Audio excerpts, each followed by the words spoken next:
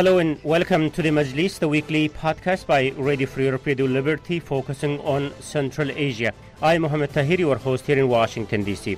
Gulnara Karimova, once glamorous first daughter of Uzbekistan, is detained for the second time in a couple of months. But this time, her detention coincides with her indictment by the U.S. Justice Department in a corruption case. Though she has been in the hot water since the last years of her father's presidency, the latest development seems serious. So what is that she is going through, and why is she under constant scrutiny, and will she ever be out of prison? To discuss all these, I'm joined by Steve Severlu, Human Rights Watch's Central Asia researcher who's based in Uzbekistan, Kathy Putz, the editor of The Diplomat, and Uzbekistan watcher who was recently there, Farukh Yusufov, director of Radio Free Europe, Radio Liberty's Turkmen service, who is from Uzbekistan, and Bruce Pannier, editor of Radio Free Europe, Radio Liberty's Central Asia blog, Kishlok Owazi. Welcome on board, colleagues. Thank you. Thanks for having me. Very nice to have you. So, all those who follow Uzbekistan more or less know the background of Gulnara's troubles, who once enjoyed a privileged life as the first daughter under President Islam Karimov. So we also know she likes a life of luxury. She definitely has desire to get rich, and often with no regard as to how she gets there. All these are well documented. Now, she is in trouble again. Let's start from here. What's happening to her and how she got to this point? Bruce? Oh, yeah. I mean, that's a long story. Try to encapsulate that. Yeah. As you mentioned, she was living the high life, you could say. She was a socialite. She always appeared at charity events, owned a lot of property, flashed around a lot of money, things like that. I mean, you kind of see it was a train wreck coming even 20 years ago. The thing that really got her into trouble was when she started criticizing members of Islam Karimov's cabinet, especially the security chief, Rustam Minayatov. When she started going on Twitter and saying bad things about him, her days were pretty much numbered, and that's when she started to fall apart. That was about the same time also that they opened investigations in Europe into some of the deals that were made with mobile phone companies and telecommunications companies in Uzbekistan. And it was obvious that you had to go through Gulnara Karimova to get a contract in Uzbekistan. So, the two things came together. There was investigations going on. It was obvious her name was going to come out. And at the same time, she was writing things on Twitter that implied there was some kind of sinister motives in Karimov's, her father's cabinet. And some of these people were taking her dad for a ride. So yeah, Steve would remember exactly when, but I think it was 2014 when they finally corralled her in Uzbekistan and kept her there. She was under house arrest for a long time. Later, we found out that she had actually been tried and convicted, but she was still, for some reason, allowed to live under house arrest. And I guess recently she decided that she was going to try to get back on Instagram, and that was one of the big reasons why they decided that they couldn't even leave her under house arrest anymore. Although, as you mentioned, it did coincide with her being indicted in a U.S. law case. So the coincidence is, it's more than a coincidence that the two things happen close together. Definitely, we would like to talk about that and try to make this connection. Steve, so she's detained for the second time, allegedly this time for breaking the terms of her house arrest. Anyone knows how she broke those terms, and what did the authorities say she did? Well, the authorities say that her downfall was what Bruce was just speaking about, which is that she went online, was going outside of her house. She was under house arrest. But that more importantly, I think that she and or her daughter were making forays again into social media, which is, as Bruce just said, was sort of her downfall in 2014, when she had this sort of spectacularly public meltdown / outing of her soul on Twitter in public. And I think that's the sin that can't be forgiven. That's the Achilles heel for the Uzbek government in terms of Gulnara, and why I think it's so important for them. In a way, it's almost an existential crisis to keep her mouth shut, because she knows where a lot of the bodies are buried. And everybody, it's a well-known fact that the corruption that she participated in was something she participated in not alone, not by herself, but with a lot of different allies in the prosecutor's office. And some of those people have been purged, but some people, perhaps even the prime minister currently, or other really high figures in the government, had very close connections to what Gulnara was doing. And so her knowledge, her context as the daughter of Islam Karimov and the former ambassador of Uzbekistan to the UN makes her a very weak spot. And I think one of the real telling signs that this is not a normal case, not a normal prosecution, is that the Uzbek authorities haven't been clear when her detention officially began and when it will officially end. They keep talking about this 5-year sentence that was given to her, but did that start in 2014? Did it start in 2015? Did it start in 2017? Or does it start now? Yeah. It's really unclear, and it leaves the door open for her to be perpetually detained. Yeah, this lack of transparency is really astonishing. I would add to that. I'm sorry for jumping in. Sure. Apparently, she was given 2 sentences, and she was tried twice, because the last statement from the prosecutor's office was that she was sentenced to 10 years in December 2017. So a little more than a year ago. They don't say what were the charges, but it appears to be a separate case from the one that they were talking before.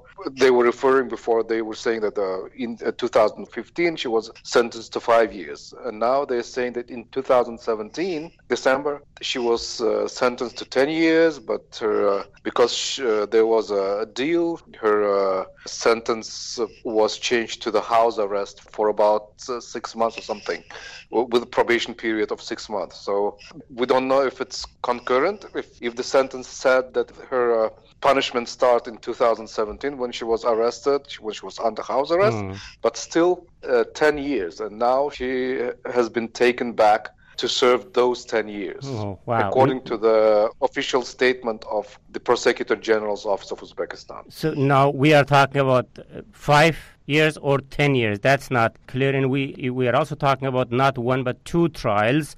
I mean, there are so much lack of clarity here. Steve, you were in Uzbekistan for most part of your last 2 years, I believe. So were you or anyone from the NGO community had a chance to witness the trials that we are talking about? No chance to witness the trials, because the trial of Karimova, as with a number of other trials, like the former prosecutor general, Rashid Kadyrov, and a number of much lower profile cases, appear to occur in closed courts, sometimes in military courts, which is often the place there in Uzbekistan where the most sensitive issues are dealt with behind closed doors. And as far as we know, Karimova herself, I think, reported, or Iman, her daughter, reported that some hearing took place without the defendant, without Gulnara Karimova herself even being there. And in the kitchen, I believe.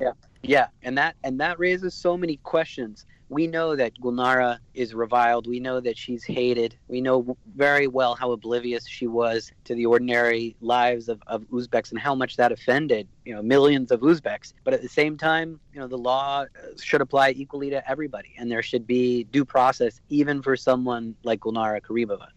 Yeah. Kathy, what do you see? Why there are so much secrecy surrounding this Gulnara case? We don't even know how long she has to spend in jail and how many trials that are taking place and what those trials were about, actually. Yeah, I mean, I think Steve said this earlier, but Gulnara knows where the bodies are buried. She didn't carry out this massive corruption scheme to the tune of billions of dollars at this point involved by herself. And so I think this is something that her children said in an interview with The Guardian recently. She, has things she could say. Certainly she's in a position where she's not communicating with media. It's not clear what kind of legal access she has. Again, Steve is totally right. There's a lack of due process in this whole entire process. So even if you think that Gulnara most certainly did these things and should face justice, that justice should come in a certain fashion, should be transparent, should be accountable, and she should be allowed to say what she knows and to defend herself publicly. So I think she can certainly at this point, deeply embarrass members of the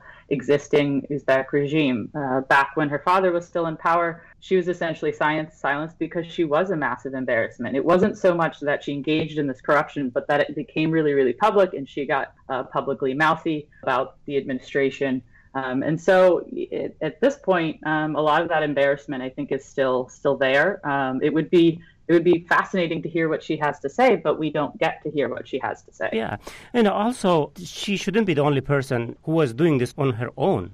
For example, how many other people were tried in this connection, in these crimes that we are talking about today? Yeah, I mean, so the indictment that was unsealed by the Department of Justice earlier this month also named another Uzbek who was the former director general of the MTS subsidiary that was in Uzbekistan. And she's been named in as government official A in a number of previous DOJ cases. So obviously there are people involved in this whole process. And it's not just in the Uzbek system. Recently, 3 Telia executives were acquitted of bribery charges. And at this point, it seems a little bit comical because their defense was the Uzbek government official they were dealing with wasn't actually in charge of the telecom companies, so they couldn't possibly have bribed this person for access, which is just comical. But Completely that's what happened. Yeah, so I mean, I think there's certainly a lot of corruption in the Uzbek system we can talk about, but I think there's also, Sweden is consistently on the top 5 least corrupt countries in the world, but just acquitted 3 executives of bribery after they've admitted to bribing somebody. So I think there's a lot of people involved. Yeah, lots of people involved. Can I jump in real quick and take this from the other end of it? And I know Farouk would know probably more about this than me, but I remember having to write about this before. And when the Swedish prosecutors were investigating the Telia Sonera case, they said that on almost all the contracts that they were looking at, there was the signature of the person who was in charge of telecommunications in Uzbekistan at the time, who is Abdullah Aripov, who is currently the Prime Minister of Uzbekistan. Yeah.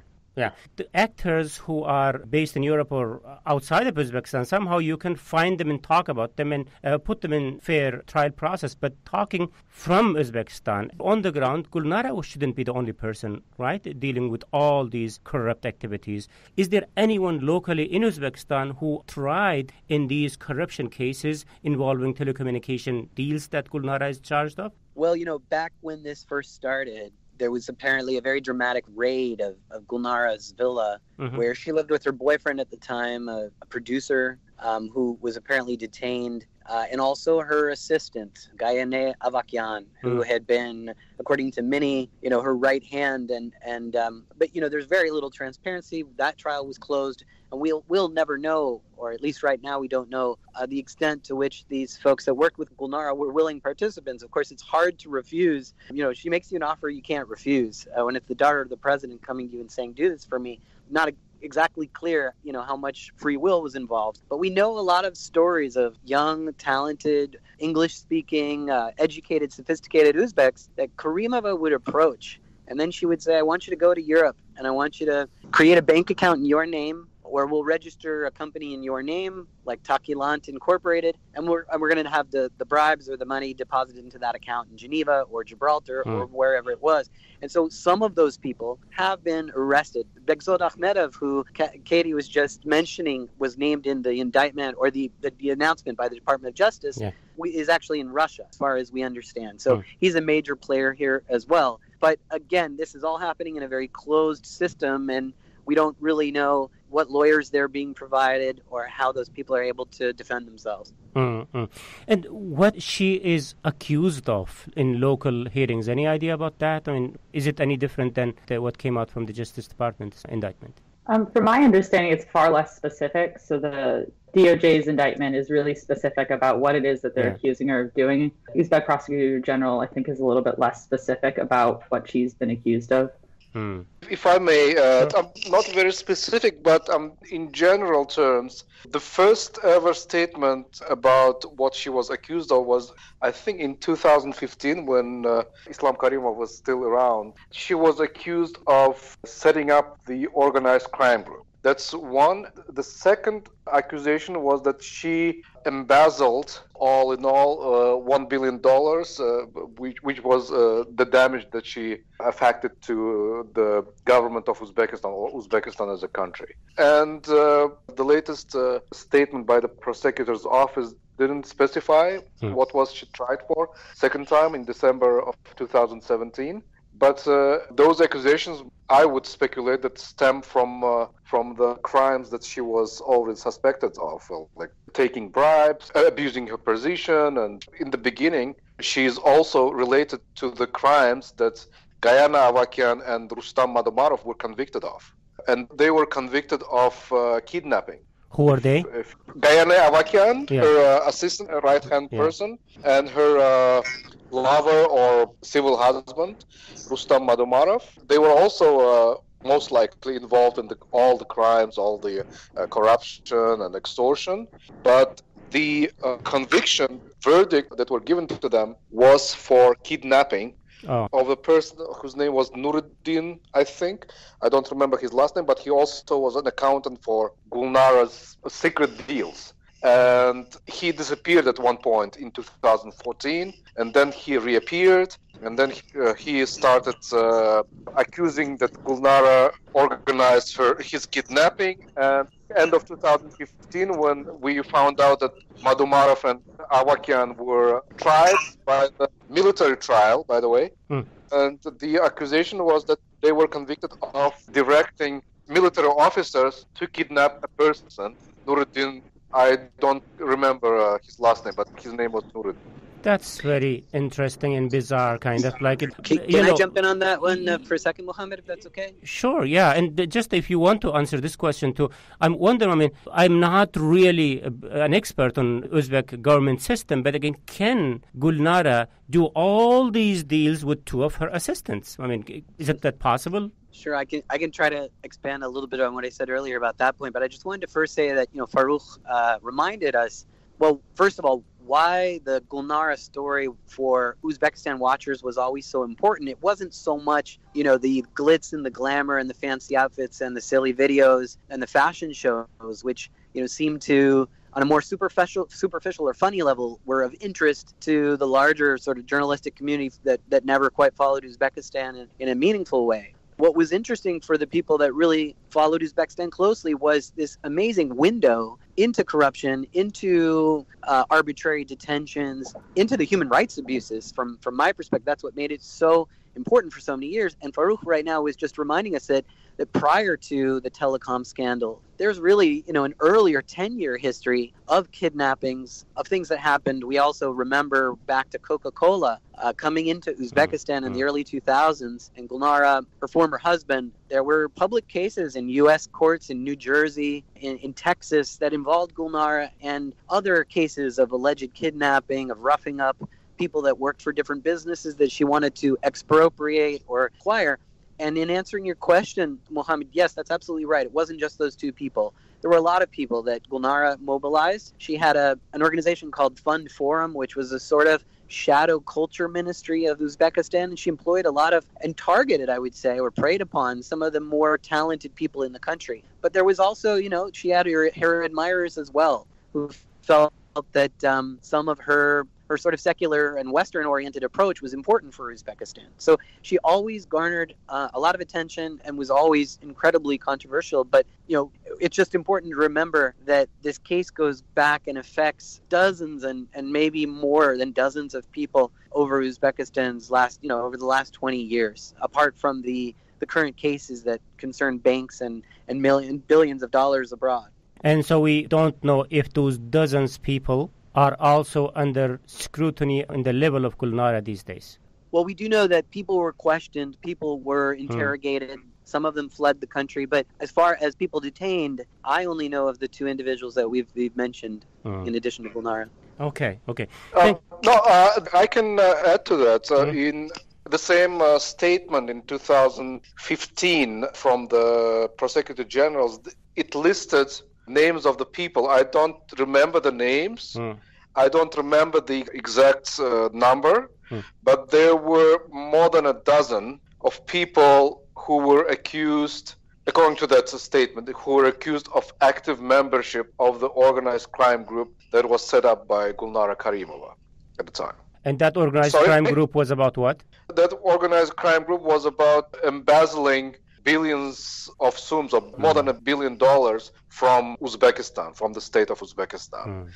We are talking about this billions of dollars and dozens of people being involved in this, and some of them were indicted. Maybe, Bruce, you can talk about this. Is that possible that they have been doing all this without the knowledge of, let's say, telecommunication minister? No, it wasn't. It's not possible that they could do something like that without the knowledge of not just the head of telecommunications in Uzbekistan, but a number of other officials. Money had to be moved around. You would imagine that someone like Rustam Azimov, the former finance minister, would have known something about this also. There's any number of people that would have had to have been involved in this. Certainly more than a dozen. But again, I know this is coming up in this session, but there's a lot of people who are still in government. Who were involved in this kind of stuff. And I think that's really Gulnara's biggest problem at the moment.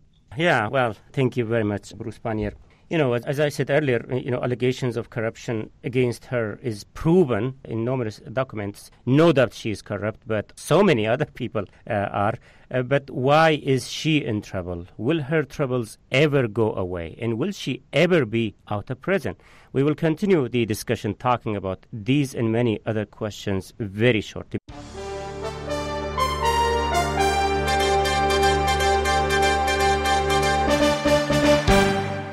First, let me recap the debate that today I'm joined by Steve Severlu, Human Rights Watch's Central Asia researcher, Kathy Putz, the editor of The Diplomat, Farrokh Yusupov, director of Radio Free Europe Radio Liberty's Turkmen service, a journalist who's originally from Uzbekistan, and Bruce Pannier, editor of Radio Free Europe Radio Liberty's Central Asia blog, Kishlok Awazi. I am Mohammed Tahir, Radio Free Europe Radio Liberty's media manager for South and Central Asia here in Washington, D.C., and we are discussing troubles of Gulnara Karimova, the former first Uzbek daughter. Okay, let's get to this right from there where we left. Again, it's not to justify at all her wrongdoings, which are proven again and again in court of law. Just wanting to make sure that our discussion is fair. And our discussion kind of leads me to wonder how much of her treatment has to do with politics and how much with the law, Kathy.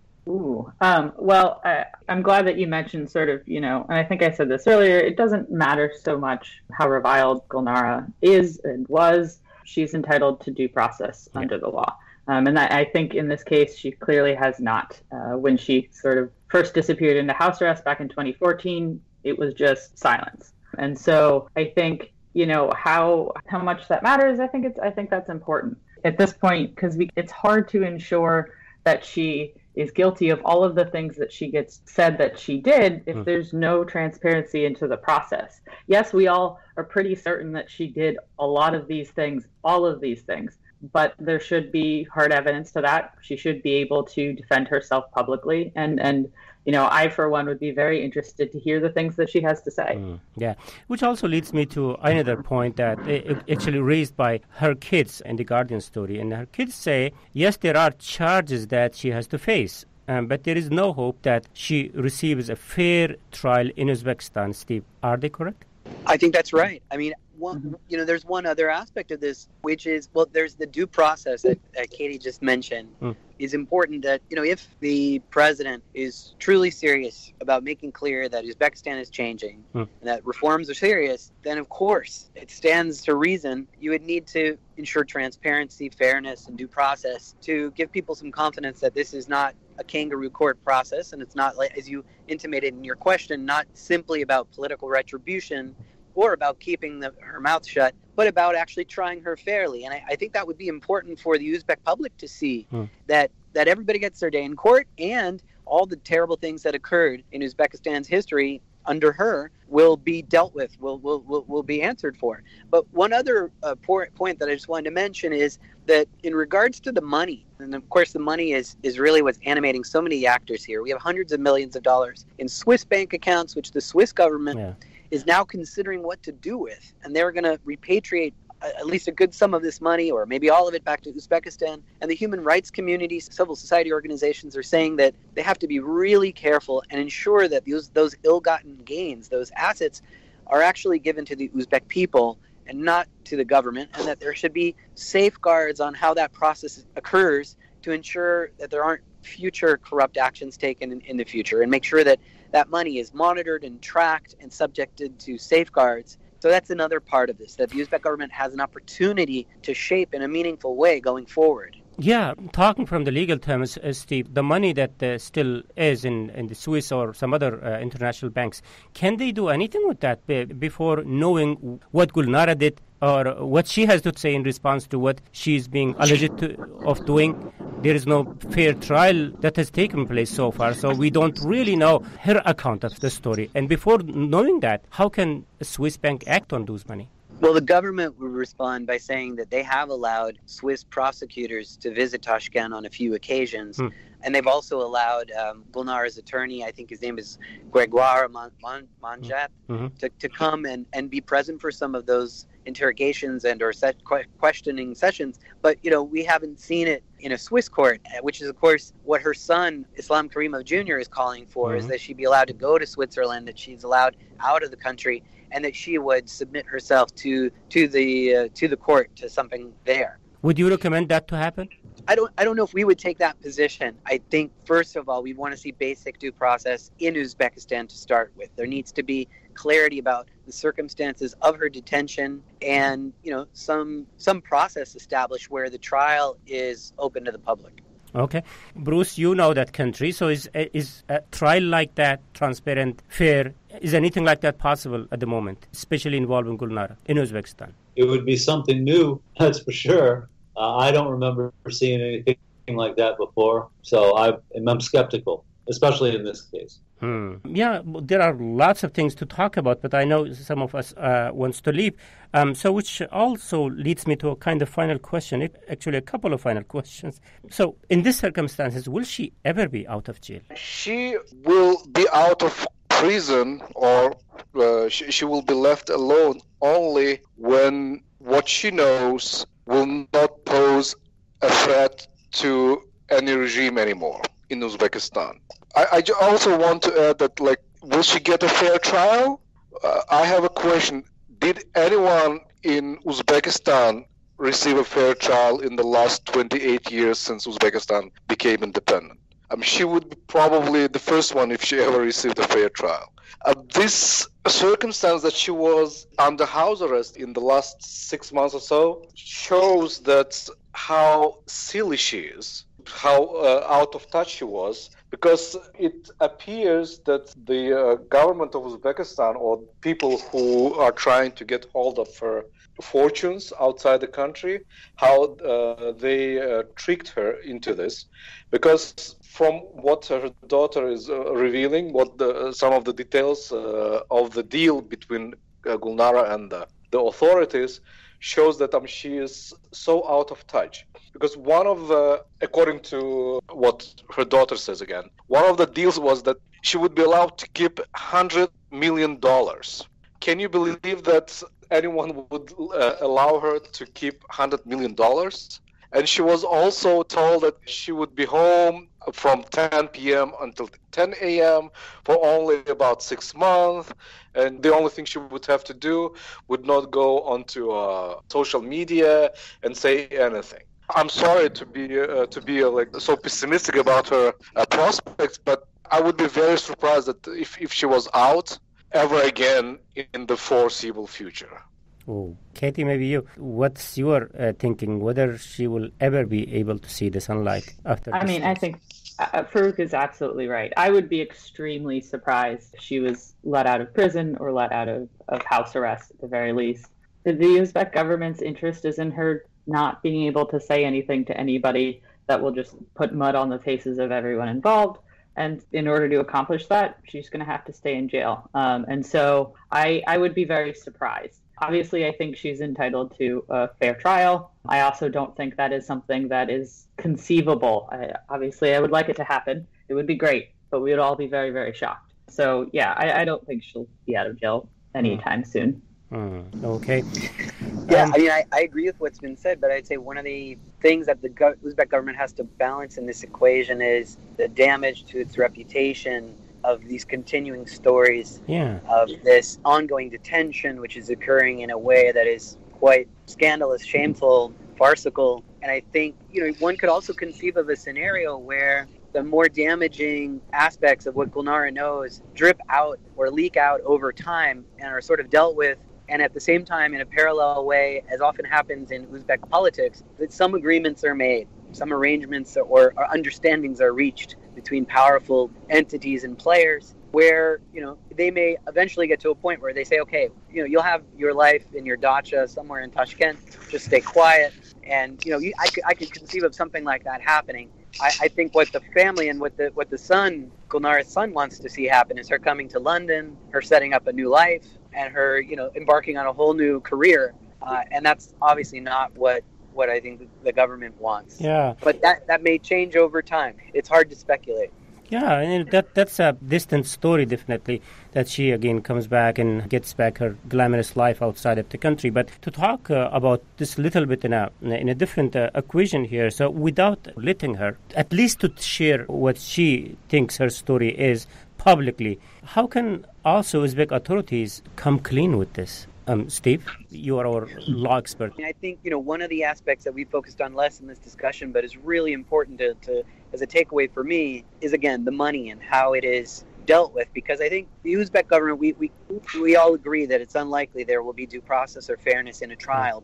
But from the Swiss authorities, from the U.S. authorities, and from all the other jurisdictions that are dealing with these assets, I think they really do have a responsibility in this day and age of corruption. And we've seen, the case of the repatriation of about $50 million to Kazakhstan in a similar case. We saw Equatorial Guinea. They're now sort of on the precipice of returning hundreds of millions of dollars to the Uzbek government. And if they're going to do so, they must do it in a way that I think will really protect the victims of corruption, ensure transparency. I'd really like to see a serious conversation which includes human rights activists from Uzbekistan speaking with all these different authorities around the world dealing with this money. And in terms of the Uzbek government coming clean, I would say, as we said throughout the podcast, be open, be transparent, use this as an opportunity to deal with the difficult history of Uzbekistan. And the president in some ways has shown a willingness to take on some of those difficult aspects of the past. Not so much corruption, more things like torture, but maybe corruption should be the next thing that they really start talking about. I know we think that's unrealistic, but it's essential to Uzbekistan changing or improving.